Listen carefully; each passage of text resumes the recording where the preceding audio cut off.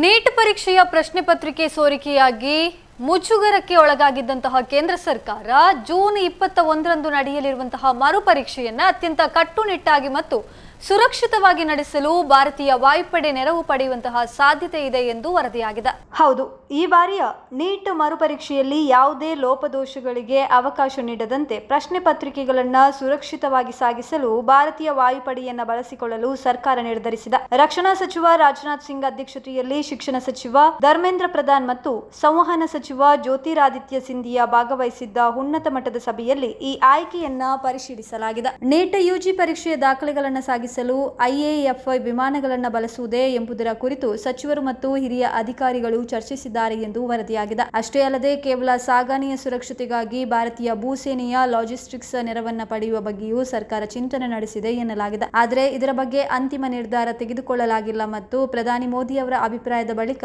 ಅಂತಿಮಗೊಳ್ಳಿಕ್ಕಿದೆ ಎನ್ನಲಾಗಿದೆ. ಮರುಪರೀಕ್ಷೆಯ ಬಗ್ಗೆ ಖುದ್ದು ಪ್ರಧಾನಿ ಮೋದಿ ಮೇಲ್ವಿಚಾರಣೆ ನಡೆಸಿದ್ದಾರೆ. ಜೊತೆಗೆ ಮರುಪರೀಕ್ಷೆಯ ತಯಾರಿಯ ಪ್ರತಿಯೊಂದು ವಿವರದ ಬಗ್ಗೆ ಮಾಹಿತಿ ಪಡೆದಿದ್ದಾರೆ ಎಂದು ವರದಿಯಾಗಿದೆ. ಈ ಮೂಲಕ ಪರೀಕ್ಷೆಯನ್ನ ಪಾರದರ್ಶಕವಾಗಿ ಮತ್ತು ದೋಷರಹಿತವಾಗಿ ನಡೆಸುವ ಉದ್ದೇಶದಿಂದ ಪ್ರಧಾನಿ ಕಚೇರಿ ನಿಗಾ ವಹಿಸಿದೆ.